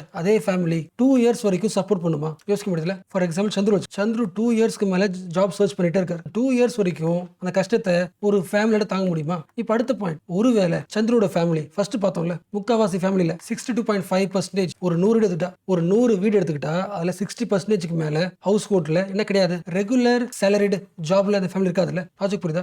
அந்த சந்துருவோட அப்பா அம்மா இருப்பாங்களே, அந்த ஃபேமிலி இருப்பாங்களே, அப்ப மோஸ்ட்லி எப்படி இருக்கலாம்? ரெகுலர் சேலரி வாங்காத ஜாபா இருக்கு. எப்ப வேணா அடுத்த மாசம் என்ன வேணா ஆகலாம். கன்ஃபார்மா 6 மாசம் காசு வரும் நம்புறது கிடையாது. அந்த மாதிரி சிச்சுவேஷன் ஒருவேளை இந்த ஃபேமிலியில ஒரே ஒருத்தர் தான் ஒர்க் பண்றா வச்சு, 2 பேர் இல்ல, இந்த 1.5 பார்த்தோம்ல, ஜஸ்ட் ஒரே ஒருத்தர் மட்டும் தான் ஒர்க் பண்றாருன்னா அந்த ஃபேமிலி எவ்வளவு கஷ்டத்துல இருக்கும். ஒரே ஒருத்தவர் தான் வேலை செய்யறாரு, அந்த வேலை செய்யறவரும் ரெகுலர் சேலரி வாங்கல. நம்ம எத்தனை பேர் பார்த்தோம்? ஃபர்ஸ்ட் பார்த்தோம்ல, ஹவுஸ் ஹோல்ட்ல ஒரே ஒருத்தர் மட்டும் வேலை செய்யறது பர்சன்டேஜ் பார்த்தோம், 39.5% பார்த்தோம்ல. எஸ், அப்ப இந்த மாதிரி ஃபேமிலிக்குள்ள இருக்கிற சந்துருஸ் ஒரு 2 இயர்ஸா ஜாப் சர்ச் பண்ணிட்டு இருந்தா அந்த ஃபேமிலியோட பெயின் எப்படி இருக்கும்? ஒரே ஒரு ஃபேமிலி ஹெட் ஏர்ன் பண்றாரு, சேவிங்ஸ் நிக்காது, ஃபியூச்சர் சேலரியும் கிடையாது, ஃபிக்ஸ்டு சேலரி கேரண்டி கிடையாது. அப்ப இந்த சிச்சுவேஷன்ல எத்தனை மாசத்துக்கு அவங்க அந்த ஃபேமிலியால சந்துருக்கு வெயிட் பண்ண முடியும்? So this is the pattern. அப்போ ஒரு யங் பர்சன் ஒரு கண்ட்ரில தனக்கு பிடிச்ச ஜாப் வரைக்கும் சர்ச் பண்ணி வெயிட் பண்ணி ஜாப் ஜாயின் பண்ணணும்னா எதை பேஸ் பண்ணிருக்கு? உங்களுக்கு தெரிஞ்சது அந்த ஃபேமிலியோட ஃபினான்ஷியல் சிச்சுவேஷன் பேஸ் பண்ணி தானே. அந்த வீட்டில் அப்பா வேலை செய்றாங்க, அம்மா வேலை செய்றாங்க. அப்போ ஆட்டோமேட்டிக்கா ஸ்டெடி சேலரி இருக்கும், ஸ்டெடி சேவிங்ஸ் இருக்கும், என்கரேஜ் பண்ணுவாங்க. நீயே ஜாப் ஜாயின் பண்ணாலும் அவசரப்படாத, ட்ரை பண்ணு, ஏதாவது ஒரு ஜாப் போகாத, உன் குவாலிஃபிகேஷன் போட்டு சொல்லுவாங்க. இப்போ அப்படியே ஆப்போசிட், சந்துரு வீடு ஒருத்தர் தான் ஒர்க் பண்றாரு, ஃபிக்ஸ்டு சேலரி கிடையாது, ஃபிக்ஸ்டு சேலரி இல்லாதனால சேவிங்ஸ் இருக்காது. அப்போ மந்த்லி எக்ஸ்பென்ஸே கஷ்டமா இருக்கிற ஒரு ஃபேமிலி சந்துருவை 2 இயர்ஸ் வெயிட் பண்ண வைக்குமா? ஸோ சந்துருக்கு வேற ஆப்ஷனே இல்லை, உடனடியாக ஏர்ன் செய்ய வேண்டும். அப்போ அந்த டைம்ல அவன் வந்து நமக்கு எது குட் ஜாப், எது பேட் ஜாப், எதை ஜாயின் பண்ணலாம், குட் வெர்சஸ் பேட் ஜாப் அப்படி யோசிக்க டைம் கிடையாது. 2 தான் கண்ணில் இருக்கும். ஏதாவது ஒரு ஜாப்க்கு ஜாயின் பண்ணிடலாமா, இல்லைன்னா நமக்கு பிடிச்ச ஜாப் வர வரைக்கும் வெயிட் பண்ணிக்கிட்டு ஃபேமிலிக்கு எக்கனாமிக் இன்செக்யூரிட்டி பெயினை தரலாம். ஒரு சைடில் எக்கனாமிக் இன்செக்யூரிட்டி, இன்னொரு சைடில் ஏதோ ஒரு ஜாப். ஸோ மோஸ்ட்லி சூஸ் பண்ணுவாங்க யங்ஸ்டர்ஸ், ஃபேமிலிக்கு படம் தராம ஏதாவது ஜாப்குள்ளே போகிற ட்ரை பண்ணுவாங்க. எக்கனாமிக் இன்செக்யூரிட்டிலேருந்து ஃபேமிலி தூக்கிட்டு எனி ஜாப். அப்போ ஒவ்வொரு ஃபேமிலியும் தன்னோட சைல்டை என்கரேஜ் பண்றது it is not based on love, it is not based on maturity. And similarly நீங்க ஒரு யங்ஸ்டர் பாக்குறீங்க, அவர் உங்களை மாதிரி நல்ல ஜாப்ல இல்லாம ஒரு டெலிவரி ஒர்க் இல்லை ஷாப் கவுண்டர்ல ஒர்க் பண்றாங்க. அப்படி பண்றாங்கன்னா it is not based on knowledge. என்னோட ஃபேமிலியோட எக்கனாமிக் இன்செக்யூரிட்டினால ஏதோ ஒரு ஜாப்ல ஜாயின் பண்ண 4 இயர்ஸ் படிச்ச இன்ஜினியரா இருக்கலாம். பாயிண்ட் புரியுதுல? அந்த யங்ஸ்டர் பெயிலான யங்ஸ்டர் கிடையாது. அவனுக்கான ரைட் ஜாப் வர்றதுக்கு முன்னாடியே அவனுடைய ஹவுஸ் ஹோல்ட், அவனோட வீடு பெயின்ல மாட்டிக்கிட்டு இருக்கு. இப்ப சொல்லுங்க, சந்திரோட லைஃப்ல அந்த 2 இயர்ஸ்க்கு மேல வெயிட் பண்ண வச்சது யார்? அந்த ஃபேமிலியா? கிடையாது. அந்த ஃபேமிலி தனக்கு பிடிச்ச லெவலுக்கு, தன்னால முடிஞ்ச லெவலுக்கு தன்னோட சைல்டுக்கு ஒரு காலேஜுக்கான ஃபீஸ் எல்லாம் ரெடி பண்ணியாச்சு. இவரு டிகிரி வாங்கியாச்சு. அப்ப இந்த லாங் வெயிட்டுக்கு மெயின் ரீசன் யாரு? Recruitment delays. Government exam, government hiring என்ன ஆகும்? டிலே ஆகலாம். ஈவன் கிளியர் பண்ணாலும் ப்ராசஸ் ஆகிறதுக்கு எக்ஸ்ட்ரா மந்த் ஆகலாம். அண்ட் நீ போற எக்ஸாமுக்கு இல்லை நீ போற இன்டர்வியூக்கு செலக்ஷன் ப்ராசஸ் நிறைய ரவுண்ட்ஸ் இருக்கலாம். ஒவ்வொரு ரவுண்டுக்கும் பல மாசங்கள் ஆகலாம். இல்ல ஒரு எக்ஸாம் ஆரம்பிச்சு ரிசல்ட்டுக்கு முன்னாடி கேஸ் போட்டுருக்கலாம். இது ஒரு ரீசன். இல்லனா கிராஜுவேட்ஸ் எவ்வளவு இருக்காங்களோ, டிகிரி படிச்சவங்க எவ்வளவு இருக்காங்களோ, அவங்க எல்லாருக்கும் மேட்ச் ஆகிற சூட்டபிள் ஜாப்ஸ் நம்ம கண்ட்ரியோட எக்கனாமில உருவாகாம இருக்கலாம். அதனால ஜாப் கிடைக்க டிலே ஆகலாம். அப்புறம் கண்ட்ரியோட எக்கனாமிக் சிஸ்டத்துல இருக்கிற டிலேனால அந்த டிலேயோட இம்பாக்ட கஷ்டத்தை அனுபவிக்கிறது யாரு? சந்துரு பிளஸ் தேர் ஃபேமிலி மெம்பர்ஸ்ல. பாயிண்ட் புரியுதா? ஒவ்வொரு நாளும் இந்த சந்துரு வெயிட் பண்றாருல, அந்த டிலேக்கு பில்லு கட்டுறது யாரு? House hold. இந்த பாயிண்ட் ஏன் முக்கியம்? இந்த எம்ப்ளாய்மெண்ட் பாலிசி வரும்போது கவர்மெண்ட் எப்பொழுதுமே சந்துருவை மட்டும் தான் பாயிண்ட் பண்ணுது, சந்துருவை மட்டும் தான் அப்சர்வ் பண்ணுது. உனக்கு வேலை கிடைக்கலையா? கவலைப்படாத, ஸ்கில் ப்ரோக்ராம், அப்ரெண்டிஸ்ஷிப் பண்ணு, உனக்கு இன்சென்டிவ் தரேன். அப்ப அன்எம்ப்ளாய்மெண்ட்டை ஒரு இண்டிவிஜுவல் ப்ராப்ளமா கன்சிடர் பண்ணி கவர்மெண்ட் பாலிசி போட்டுட்டு இருக்கு. அவனுக்கு ஸ்கில் கூட, ட்ரைனிங் கூட, ஜாப் கூட. ஆனா அவன் ஒரு பர்சன் கிடையாது. ஒவ்வொரு நாளும் அவனுக்கு பே பண்றது ஃபேமிலி. கரெக்டா? அப்ப இந்த வெயிட்டோட ஹெவினஸ் தாங்கிறது ஃபேமிலி. அவங்களும் சேர்த்து தான் பாலிசி உருவாக்கும். அந்த கோர் பாயிண்ட் புரிஞ்சுல? எந்த ஹவுஸ் ஹோல்டுனால கொஞ்சம் கூட வெயிட்டே பண்ண முடியாதோ, கொஞ்ச நாளைக்கு கூட அந்த சைல்டுக்கு அஃபோர்ட் பண்ண முடியாத ஒரு ஃபேமிலி இருக்கும்ல, அப்ப இந்த ஃபேமிலியை ஒரு 2 இயர்ஸ் வெயிட் பண்ண வைக்கிறது எவ்வளவு பெரிய ப்ராப்ளம், எக்கனாமிக் ப்ராப்ளம். அந்த 2 இயர்ஸ்க்கான காஸ்ட், அந்த பர்டனை சரி பண்றதுக்கு கவர்மெண்ட் என்ன பண்ண? சோ கிளியர்ல? So this is the core idea of this article. The fact is the youth unemployment has a household cost.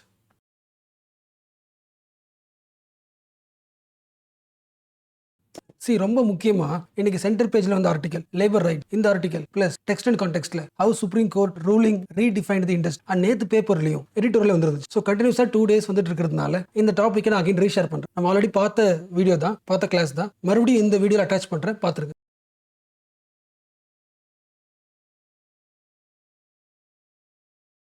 இது ஒரு ஹாஸ்பிட்டல். இந்த ஹாஸ்பிட்டல்ல இந்த அக்கா ஒர்க் பண்றாங்க. என்ன ஒர்க் பண்றாங்க? பெருக்கிற வேலை செய்றாங்க. Sweeping, mopping. ஒருவேளை இந்த அக்காக்கு 2 மாசமா சம்பளம் தரல வச்சு இங்க என்ன பண்ணலாம்? ஹாஸ்பிட்டல்ல வேலை செய்யற இந்த அக்காவால லேபர் கோர்ட் போக முடியுமா? இந்த எக்ஸாம்பிளே சர்ப்ரைசிங்கா இருக்குல்ல. ஜென்ரலா அந்த லேபர்ன்ற வார்த்தை கனெக்டட் வித் இண்டஸ்ட்ரி தானே. இந்த அக்காக்கு என்ன தோணும்? நான் ஒர்க் பண்றது ஹாஸ்பிட்டல், இண்டஸ்ட்ரி கிடையாது. இண்டஸ்ட்ரியில ஒர்க் பண்ணா லேபர் போலாம். இப்படி ஒரு லேபர்ல எனக்கு அப்ளை ஆகும். ஒரு டவுட் வருது இல்ல? இந்த எக்ஸாம்பிள் இன்னும் கொஞ்சம் கிளியரா புரிஞ்சுக்கிறதுக்கு ஒரு பிளாஷ்பேக் போலாம். 1970 சுப்ரீம் கோர்ட்ல ஒரு கேஸ் நடக்குது. Bangalore water supply and sewerage board versus Rajappa. Case name உங்க பேப்பர்ல போட்டிருக்கு, இன்னைக்கு பேப்பர்ல வந்திருக்கு, பாத்துருங்க. பட் இந்த கேஸோட ஜட்ஜ்மெண்ட் மோஸ்ட் இம்பார்ட்டன்ட். எப்படி ஒரு பேசிக் லாவை சுப்ரீம் கோர்ட்டுக்குள்ள இருக்கிற ஒரு ஜட்ஜ் நினைச்சா இன்னோவேட்டிவா இன்டர்பிரட் பண்ண முடியும், இன்னோவேட்டிவா யோசிக்க முடியும்க்கான ஒரு பெஸ்ட் எக்ஸாம்பிள் ஜட்ஜ்மெண்ட் இது. ஆனா உங்களுக்கு தெரியும், எல்லாருக்குமே ஜஸ்டிஸ் கிருஷ்ணகிரி தெரியும்ல. ஒருவேளை தெரியாதவங்க சர்ச் பண்ணுங்க. லேபர் சம்பந்தப்பட்ட நிறைய தீர்ப்பை கொடுத்த ஒரு முக்கியமான ஜஸ்டிஸ். இந்த கேஸ்ல, இந்த ஜட்மெண்ட்ல கிருஷ்ணர் சொல்றாரு ஒரு முக்கியமான பாயிண்ட். நீங்க ஒரு இடத்த பாக்குறீங்க, இல்ல ஒரு கம்பெனி பாக்குறீங்க, நீங்க ஒரு இடத்த பாக்குறீங்க, எதை பேஸ் பண்ணி இண்டஸ்ட்ரின்னு சொல்லுவீங்க? அந்த இடத்துக்குள்ள இருக்கிற மிஷின்ஸை பொறுத்தா, அவுட்புட்டை பொறுத்தா, இல்லை ஃபேக்டரி மாதிரி இருக்குது அதை பொறுத்தா? அந்த அவுட்டர் இன்ஃப்ராஸ்ட்ரக்சரை பேஸ் பண்ணி மட்டும் ஒரு விஷயத்தை இண்டஸ்ட்ரியல் டிஃபைன் பண்ண வேணாம். அந்த இடத்துக்குள்ள நடக்கிற ஒர்க் இருக்குல்ல, அந்த ஒர்க்கோட சிஸ்டத்தை பாருங்க. நீங்க பாக்குற இடத்துல நடக்கிற ஒர்க் இருக்குல்ல, அந்த ஒர்க் சிஸ்டமேட்டிக்கா இருக்க வச்சுக்கணும். அதாவது ப்ராப்பர்லி ஆர்கனைஸ்ட். நீங்க இந்த வேலை செய்யணும், நீங்க இந்த வேலை செய்யணும், கரெக்டா ஆர்கனைசேஷன் இருக்கு வச்சுக்கணும். 2வது, அந்த இடத்துல ஒரு எம்ப்ளாயர் இருக்காரு, எம்ப்ளாயி இருக்காங்க, 2 பேர் இருக்காங்க. அப்ப எம்ப்ளாயருக்கும் எம்ப்ளாய்க்கு நடுவில் ஒரு கோஆபரேஷன் நடந்துட்டு இருக்குன்னு வச்சுக்கலாம். செகண்ட் அண்ட் தேர்ட் ஒன், அந்த இடத்துல ஏதாவது ப்ராப்பரா ஒரு குட்ஸோ இல்ல சர்வீஸோ உற்பத்தி பண்ணப்படுதுன்னா அந்த பகுதியை நீங்க இண்டஸ்ட்ரியா பார்க்கலாம். அங்க ஒர்க் பண்றவங்க எல்லாரும் லேபரா பார்க்கலாம். இந்த கோர் பாயிண்ட் புரியுதுல? ஏதோ ஒரு பிளேஸ்ல வேலை சிஸ்டமேட்டிக் நடக்குது, ஆர்கனைஸ் நடக்குது. அங்க எம்ப்ளாயர் இருக்காங்க, எம்ப்ளாயி இருக்காங்க. இவங்க எல்லாரும் சேர்ந்து ஹியூமனுக்கு தேவையான ஒரு நீடை உற்பத்தி பண்றாங்கன்னா அந்த இடத்த இண்டஸ்ட்ரியா பார்க்கலாம், அங்க ஒர்க் பண்றவங்கள லேபரா பார்க்கலாம். அப்ப லேபரா பார்த்துட்டா அந்த இடத்துல ஒரு பிரச்சனை என்ன பண்ண முடியும்? லேபர் கோர்ட்டுக்கு போக முடியும். ஃபார் எக்ஸாம்பிள் ஹாஸ்பிட்டல், ஸ்கூல் எதுவும் வச்சுக்கலாம். ஹாஸ்பிட்டல்ல ஆர்கனைஸ்டா இருக்கா? கண்டிப்பா இருக்குல்ல. Doctors, nurses, technicians, administration, cleaners, sweepers நிறைய பேர் இருக்காங்க, ஆர்கனைஸ்டா ஒர்க் பண்றாங்க. ஸோ ஃபர்ஸ்ட் முக்கியமான பாயிண்ட் சிஸ்டமேட்டிக் ஆக்டிவிட்டி. அடுத்து அங்க சம்பளம் தர்றதுக்கு ஒரு ஆள் இருக்காங்களா? முதலாளி தொழிலாளின்னு வேலை இருக்கு. சம்பளம் தராங்க சில பேர், சம்பளம் வாங்குறாங்க சில பேர், அதுக்குள்ள ஒரு கோஆபரேஷன் இருக்கு. செகண்ட். 3வது ஹியூமன் நீட் சாட்டிஸ்ஃபை பண்ற மாதிரி ஒரு குட்ஸையோ சர்வீசஸையோ ப்ரொடியூஸ் பண்றாங்களா? ஒரு ப்ரொடியூஸ் பண்றாங்க. ஹெல்த் கேரை உருவாக்குறாங்க. அப்ப இங்க ஒர்க் பண்ற அந்த ஸ்வீப்பருக்கும் லேபர் ரைட்ஸ் உண்டு. லேபர் கோர்ட்டுக்கு போயிட்டு அவங்க பிரச்சனையை சால்வ் பண்ணிக்கலாம். என்ன ஆகுது? ஜஸ்ட் ஒரே ஒரு ஜட்மெண்ட்னால நம்ம பாக்குற பார்வை மாறுதில்ல. ஹாஸ்பிட்டலையும் இண்டஸ்ட்ரியா பார்க்கலாம், ஸ்கூலையும் இண்டஸ்ட்ரியா பார்க்கலாம், அங்க ஒர்க் பண்ற லேபரா பார்க்கலாம். அப்ப டெஃபினேஷன் ஆஃப் இண்டஸ்ட்ரி என்ன ஆகுது? வைடன் ஆகுதுல. அப்ப டெஃபினேஷன் ஆஃப் லேபர் என்ன ஆகுது? நிறைய பேர் கவர் பண்ணுது. இன்க்ளூசிவ் உருவாக்குதுல, ஒரு சேஃப் கார்டு ஷீல்டு உருவாக்குதுல. எஸ், சி ஆக்சுவலா 1947ல இண்டஸ்ட்ரியல் டிஸ்பியூட்ஸ் ஆக்ட் இருக்கு. ஸோ இந்த ஆக்டை தான், இந்த சட்டத்தை தான் விசாரிச்சுட்டு இருக்கு. 1978 பார்த்தோம்ல, ஜட்ஜ்மெண்ட் பார்த்தோம்ல, அந்த ஜட்ஜ்மெண்ட்ல கிருஷ்ணயர் ஜஸ்டிஸ் எந்த ஆக்டை பத்தி பேசுறாருன்னா, இண்டஸ்ட்ரியல் டிஸ்பியூட் ஆக்ட்ல இருக்கிற வாட் இஸ் இண்டஸ்ட்ரி டெஃபினேஷன் இருக்குல்ல, அந்த இண்டஸ்ட்ரி டெஃபினேஷனை எப்படி பார்க்கலாம்? இண்டஸ்ட்ரி டெஃபினேஷனை அது தோற்றத்தை மட்டும் வச்சு பார்க்காம அது என்ன பண்ணுது வேலை, எப்படி பண்ணுது வேலை. Triple test. What is triple test? இப்போ பார்த்தோம்ல, சிஸ்டமேட்டிக் ஆக்டிவிட்டி, ஆர்கனைஸ்டா ஒர்க் பண்றாங்களா, கோஆபரேஷன் இருக்கா, எம்ப்ளாயர் எம்ப்ளாயி, ஒரு ஹியூமனுக்கு தேவையான நீடை ப்ரொடியூஸ் பண்றாங்களா, இந்த மூணும் இருந்தால் அந்த பகுதி இண்டஸ்ட்ரியா பார்க்கலாம். ட்ரிபிள் டெஸ்ட்னு உருவாக்குறாங்க. 1970 ஜட்மெண்ட் வழியாக ஒரு ட்ரிபிள் டெஸ்ட் உருவாக்கப்படுகிறது. அந்த ட்ரிபிள் டெஸ்ட் பேஸ் பண்ணி ஒருத்தர் ஒர்க் பண்ற இடம் இண்டஸ்ட்ரியா இல்லையான்னு ஈஸியா முடிவு பண்ண முடியுது. ஸோ 1947ல போட்ட ஒரு ஆக்டை இன்டர்பிரட் பண்ணி வந்த ஜட்மெண்ட் தான் 1978 ஜட்ஜ். ஓகேல, ஒரு கேஸ் நடக்குது. அந்த கேஸோட முக்கியமான பிரச்சனை பத்தி 1947 ஆக்டை பத்தி. அந்த ஆக்டை இன்டர்பிரட் பண்ணி அந்த டெஃபினேஷனை வைடர் பண்ணி ஒரு வந்த ஜட்மெண்ட் தான் 1970 ஜட்மெண்ட். ஸோ ஓகேல, கிளியர்ல. ஸோ இந்த பாயிண்ட் நான் ஸ்ட்ரெஸ் பண்றதுக்கு மெயின் ரீசன் என்ன, இப்போ சொல்ல போறதா கோர் இம்பார்ட்டன்ட் நியூஸோட கோர் ஐடியாவே தான். ஸோ ஒன் செகண்ட் சொல்லிடுறேன். 1947ல வந்த ஒரு ஆக்ட் இருக்கு. அந்த ஆக்டை இன்டர்பிரட் பண்ணி வந்த ஜட்மெண்ட் தான் 1978 கிருஷ்ணயர் ஜட்மெண்ட். ஒருவேளை இந்த ஆக்டை தூக்கி வச்சுக்கலாம். இந்த ஆக்டை தூக்கியாச்சு. இப்போ ரீசெண்டா வந்த கவர்மெண்ட் இந்த ஆக்டை தூக்கிட்டு, பார்லிமெண்ட் தூக்கிட்டு புதுசா ஒரு இண்டஸ்ட்ரியல் கோட் உருவாக்குறாங்க வச்சுக்கலாம். வந்திருக்கு, உங்களுக்கு தெரியும். இப்போ நியூ கோட் வந்ததுக்கு அப்புறம் இந்த பழைய ஆக்ட் இருந்துச்சுல, இந்த பழைய ஆக்ட் பேஸ் பண்ணி ஜட்மெண்ட் இருக்குல்ல, ஜட்மெண்ட், ட்ரிபிள் டெஸ்ட், இதெல்லாம் ஒர்க் அவுட் ஆகுமா? இந்த ட்ரிபிள் டெஸ்ட் பேஸ் பண்ணி இந்த நியூ ஆக்டை பார்க்கலாமா, இல்ல இதெல்லாம் தூக்கிட்டு ஃப்ரெஷ்ஷா பார்க்கலாம்? இது லாஜிக். இந்த ட்ரிபிள் டெஸ்ட் முக்கியம் இல்ல. ஈவன் பழைய ஆக்டை என்டர் பண்ணி வந்த ஜட்மெண்டா இருந்தாலும் அந்த ட்ரிபிள் டெஸ்ட் நிறைய பேர் சேஃப்கார்ட் பண்ணுது. கரெக்டா? பட் இப்போ சுப்ரீம் கோர்ட் சொன்ன ஜட்மெண்ட் வந்து மாறி இருக்கு. ஸோ ஓரளவு கிளியர்ல. அகைன் பார்க்கலாம். Industrial relation code 2020. இண்டஸ்ட்ரி சம்பந்தப்பட்ட பழைய லாஸ்லாம் இருக்குல்ல, அதாவது கம்பைல் பண்ணி புதுசா வந்த ஒரு கோட் 2025ல நடைமுறைக்கு வந்தது. அப்போ இது வந்ததுக்கு அப்புறம் இதெல்லாம் கிடையாது. 1947 லாலாம் கிடையாது. 47 லாவே போயிடுச்சுன்னா அதுக்கு வழியா வந்த 1970 ஜட்மெண்ட் வேலிடா இல்லையா? ஜட்ஜ் என்ன சொல்றாங்க? ஈவன் ஜட்மெண்ட்ல நிறைய பாயிண்ட்ஸ் குட்டா இருந்தாலும், கிருஷ்ணயர் சொன்ன அந்த ட்ரிபிள் டெஸ்ட்ல யூஸ்ஃபுல்லா இருந்தாலும், அந்த பழைய ஜட்மெண்ட்டை எடுத்துக்கிட்டு வந்து அதை யூஸ் பண்ணி இந்த நியூ லாவை பார்க்க வேண்டாம். பழைய அப்படியே விட்டுறலாம். இதுக்கப்புறம் புதுசா ஒரு இஷ்யூ வருது. இப்போ நாளைக்கு ஒரு புதுசா ஒரு லேபர் இஷ்யூ வருதுன்னா அந்த இஷ்யூவை எப்படி பார்க்கலாம், அந்த இண்டஸ்ட்ரியல் பிரச்சனை எப்படி பார்க்கலான்றத பழைய ஜட்மெண்ட்டை பேஸ் பண்ணி யோசிக்காம இந்த நியூ டெக்ஸ்ட் இருக்குல்ல, இந்த டெக்ஸ்ட்டை கண்டெக்ஸ்ட் என்ன பண்ணலாம், இன்டர் பண்ணி யோசிக்கும். யார் சொல்லியிருக்கா? சுப்ரீம் கோர்ட்ல ஒரு ஜட்ஜ் சொன்னது கிடையாது. இந்த தீர்ப்பை வழங்கியது 9 ஜட்ஜ் பெஞ்சஸ், 9 பேர் கொண்ட ஜட்ஜஸ் சொன்ன தீர்ப்பு. இந்த கோர் பாயிண்ட் புரியுதா? சி, இப்போ நாளைக்கு ஒரு இஷ்யூ நடக்குது. இப்போ அதில் ஒரு ஜட்ஜ் யோசிக்கும், what is the definition of இண்டஸ்ட்ரின்னு ஒரு கொஸ்டின் வரும்போது அந்த கொஸ்டினை 1947 ஆக்டை வச்சு பார்க்க முடியாது. அந்த ஆக்ட் தூக்கியாச்சு, புதுசாக வந்தாச்சு. At the same time triple test பார்த்தோம்ல, ட்ரிபிள் டெஸ்ட் யூஸ் பண்ண வேணாம்னு சொல்லியாச்சு. ட்ரிபிள் டெஸ்ட் வந்து அந்த ஆக்டுக்கு வந்தது. பழைச பேஸா வச்சுக்கிட்டு அந்த நியூ கோடை பயன்படுத்த வேணாம். ஓகேவா? அந்த நியூ கோடை படிங்க. அதில் என்ன போட்டிருக்கோ அதை பேஸ் பண்ணி இண்டஸ்ட்ரி டெஃபினேஷனை உருவாக்கலாம். So start from the new law itself, which means fresh slate சொல்லலாமா, புதுசாக ஆரம்பிக்கும். ஸோ கிளியர்ல. இப்போ அடுத்த டவுட் வரும்ல, சி நாளைக்கு ஒரு புதுசாக ஒரு இஷ்யூ வருதுன்னா அந்த நியூ இஷ்யூவை நியூ லா பேஸ் பண்ணி யோசிக்கலாம். பட் ஆல்ரெடி பழைய இஷ்யூ இருக்கும்ல, இந்த கோடு வர்றதுக்கு முன்னாடி நடக்கிற இஷ்யூஸ் இருக்கும்ல, பெண்டிங் கேசஸ் இருக்கும்ல, அந்த பெண்டிங் கேசஸ்க்கு இஷ்யூஸ்க்கு எதை பார்க்கலாம்? ஸோ ஓல்டர் இஷ்யூஸ்க்கு ஓல்டர் லாஸ், ஓல்டர் இன்டர்பிரேஷன் ஜட்மெண்ட்டை பயன்படுத்திக்கலாம். ஃபியூச்சர்ல வரப்போற நியூ இஷ்யூஸ்க்கு மட்டும் அந்த நியூ லாவை பயன்படுத்தும். ஸோ என்ன பண்ணல, ரெட்ரோஸ்பெக்டிவா போயிட்டு பழைய கேசஸ்க்கு இது அப்ளை ஆகுன்னு சொல்லல, நியூ கேசஸ்க்கு மட்டும் தான் இது அப்ளை ஆக போகுது. நியூ டெக்ஸ்ட் பழைய கேசஸ்க்கு பழைய ஜட்மெண்ட்டை ஃபாலோ பண்ணிக்கலாம். ஸோ ஓகே இல்லை, கிளியர் இல்லை. ஸோ 1 செகண்ட் ரிமைண்ட் பண்ணுங்க பார்க்கலாம். நம்ம இது வரைக்கும் என்ன பார்த்துருக்கோம்? 3 பாயிண்ட் தான் பார்த்துருக்கோம். ஃபர்ஸ்ட் பாயிண்ட் ஓப்பன் டோர்னு சொல்லலாமா, அதாவது 1978ல ஒரு ஜட்மெண்ட்னால இண்டஸ்ட்ரியோட டெஃபினேஷன் வைடன் ஆகுதா. ஸோ இண்டஸ்ட்ரி காட் ஏ வைடர் மீனிங். அந்த வைடர் மீனிங்னால யாருக்கு நல்லது? லேபர்ஸ்க்கு நல்லது. இது முடிஞ்சு. நெக்ஸ்ட் செகண்ட் பாயிண்ட்டுக்கு இந்த வார்த்தை சொல்லலாமா, கிளீன் பிளேட் சொல்லலாமா. இண்டஸ்ட்ரி சம்பந்தப்பட்ட ஒரு நியூ கோட் வந்திருக்கு. ஸோ இதுக்கப்புறம் இந்த நியூ லா நியூ கோட்ல என்ன போட்டிருக்கோ அதை பேஸ் பண்ணி நம்ம இன்டர்பிரட் பண்ணலாம். பழைய லாஸ் வழியா வந்த பழைய ஜட்மெண்ட்ஸை எடுத்துட்டு வர வேண்டாம், கிளீன் ஆரம்பிக்கலாம். நியூ கோட், அந்த நியூ கோடை படிச்சு என்ன இன்டர்பிரேஷன் தோணுதோ அது வழியாக ஜட்மெண்ட் தரும். பழைய ஜட்மெண்ட்ஸ் எல்லாமே பழைய லாஸோட இன்டர்பிரேஷன், அது தேவையில்லை. அதெல்லாம் பார்த்தோம். Second point, clean slate, new code, new interpretation based on the new text. கரெக்டா? பட் இதை வந்து இன்னும் கொஞ்சம் கிளியர் ஆகி இதுக்கப்புறம் நடக்க போற எல்லா இஷ்யூஸ்க்கும் நியூ கோடை படிச்சு தீர்ப்பை தரலாம். பட் இந்த கோட் வர்றதுக்கு முன்னாடி இருந்த பழைய இஷ்யூஸ், பழைய கேசஸ், ஓல்டர் ஃப்ரேம் ஒர்க்கே ஃபாலோ பண்ணலாம். அதானே பழைய ஜட்மெண்ட்டை பேஸ் பண்ணி தரலாம். ஸோ கிளீன் பிளேட்டா இருந்தாலும் 2 ட்ராக்ஸா, பழைய டிஸ்பியூட்டுக்கு பழைய மெத்தட், நியூ டிஸ்பியூட்டுக்கு நியூ கோட். ஸோ இது வரைக்கும் பார்த்துருக்கு 3 point. 1978 industry definition wider, new code, new interpretation, older dispute, old framework. இந்த எல்லா பாயிண்ட்ஸும் யார் சொன்னது? சுப்ரீம் கோர்ட்டோட ஜட்ஜஸ். எல்லா ஜட்ஜஸும் இதே பாயிண்ட் சொன்னாங்களா? கிடையாது. 9 ஜட்ஜஸ்ல ஒரே ஒரு ஜட்ஜ் மட்டும் இன்னொரு டிஃப்ரெண்ட் பாயிண்ட் ஆஃப் வியூ சொல்றாங்க. அந்த ஒரு judge woman judge Nagrath. So இவங்களோட பாயிண்ட் ஆஃப் வியூ 1978 கொடுத்த ஜட்ஜ்மெண்ட் பழைய லாஸ் பேஸ் பண்ணி இருந்தாலும் அந்த ட்ரிபிள் டெஸ்ட் இப்போ வரைக்கும் ரிலவெண்டா இருக்கு. அந்த பாயிண்ட் புரியுதா? அந்த டெஃபினேஷன் ஆஃப் இண்டஸ்ட்ரி எப்படி இருக்கு? ப்ராடரா இருக்கு. இந்த ப்ராடரா இருக்கிறதுனால நிறைய லேபர்ஸ் யூஸ்ஃபுல்லா தான் இருக்கே தவிர பிரச்சனை வரும். இந்த ட்ரிபிள் டெஸ்ட்ல ஏதாவது ப்ராப்ளம் இருந்தா அது வேணாலும் மாற்றும். பட் ஆல்ரெடி சரியா இருக்கும்போது எந்த காரணத்துக்காக, எந்த லாஜிக்கல் ரீசனிங்காக இந்த டெஸ்ட் எல்லாமே பயன்படுத்தக்கூடாதுன்னு சொல்றேன். இந்த கோர் பாயிண்ட் புரியுதுல? புதுசா ஒரு லா வர்றதுனால மட்டுமே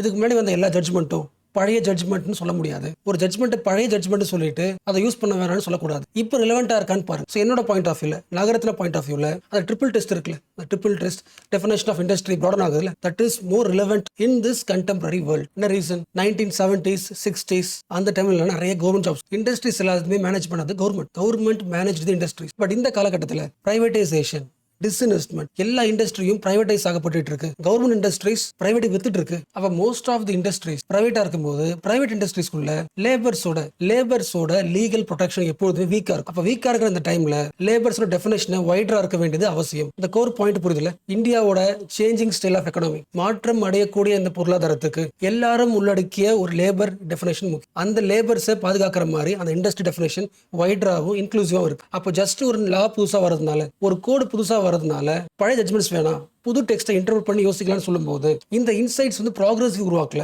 டவுட்ஃபுல் உருவாக்கு. ஆல்ரெடி சேஃபா இருக்கிற ஒரு லேபர்ஸை வீக் ஆக்க ஒரு சான்ஸா இருக்கு. தேர்ஃபோர் மெஜாரிட்டி ஜட்ஜஸ் ஒரே கருத்தை சொல்லியிருந்தாலும் இதை ரீகன்சிடர் பண்ணும். ஸோ இது வந்து நகரத்னாவோட டிசென்ட் வாய்ஸ். எப்பொழுதுமே ஒரு டிசென்ட் வாய்ஸ் எல்லாரும் ஒன்று சொல்றாங்கன்னா அதுக்கு மாற்று கருத்து மோஸ்ட் இம்பார்ட்டன்ட். என்ன விஷயம்? ஒரு விஷயத்த இன்னொரு வகையில பாக்குறது, ஒரு நியூ பெர்ஸ்பெக்டிவ் பார்க்க வைக்கிறது யாரு? டிசென்ட் பாயிண்ட் புரியுதுல? உங்களுக்கு ஒரு விஷயத்துல ஒரு ஃப்ரெஷ் இன்டர்பிரேஷன் கிடைக்கணும்னா, இல்ல உங்களை பத்தியே, உங்க லைஃப் பத்தியே ஒரு நியூ இன்டர்பிரேஷன் கிடைக்கணும்னா நீங்க எதிர்பார்க்க வேண்டியது, நீங்க கேட்க வேண்டியது டிசென்ட் வாய்ஸ். பார்க்க கிரிட்டிக் மாதிரி இருந்தாலும் நமக்கு நம்மளை பத்தியான ஒரு நியூ ஃப்ரெஷ் வாய்ஸ் கிடைக்கும். ஸோ ஓகே இல்ல, கிளியர் இல்ல? ஸோ இந்த ஆர்டிகல் வழியாக நம்ம தெரிஞ்சுக்க வேண்டிய 4 பாயிண்ட்ஸ். இந்த points: open door, clean state, 2 tracks and finally dissent voice. And dissent voice வழியாக நமக்கு ஒரு முக்கியமான கான்ஃபிளிக்ட் தெரிய வருது. பார்லிமெண்ட் அடிக்கடி லாஸை மாற்றிட்டே இருக்கலாம். புது லா வர இந்த பழைய லா பேஸ் பண்ணி ஜட்ஜ்மெண்ட் இருக்கும்ல, பழைய லா பேஸ் பண்ணி வந்த ஜட்ஜ்மெண்ட்ஸ் எல்லாமே வேஸ்ட். எல்லா ஜட்ஜ்மெண்ட்ஸ்ல இருக்கிற சில முக்கியமான பாயிண்ட்ஸ் இருக்கும்ல, இந்த எல்லா ஜட்ஜ்மெண்ட்ஸும் ஜஸ்ட் நாட் இந்த லாவோட இன்டர்பிரேஷன் மட்டும் கிடையாது. ஒவ்வொரு ஜட்ஜ்மெண்ட் வழியாக ஏதோ ஒரு லேபரையோ ஏதோ ஒரு பீப்புளையோ சேஃப்கார்ட் பண்ண வந்த ஜட்ஜ்மெண்ட். அப்போ ஜஸ்ட் ஒரு நியூ லா வரதுனால பழைய சேஃப்கார்ட்ஸ் ஏன் ரிமூவ் பண்ணும்? பழைய சேஃப்கார்ட்ஸ் ஏன் லாஸ் பண்ணும்? அப்போ என்ன பண்ணலாம்? எப்படி பழைய ஜட்ஜ்மெண்ட்ஸ்குள்ள இருக்கிற எல்லா சேஃப்கார்டும் ஒரு நியூ சிஸ்டத்துக்குள்ள டிரான்ஸ்ஃபர் பண்ண முடியும்? How the old judgments, all the safeguards can travel into the new system.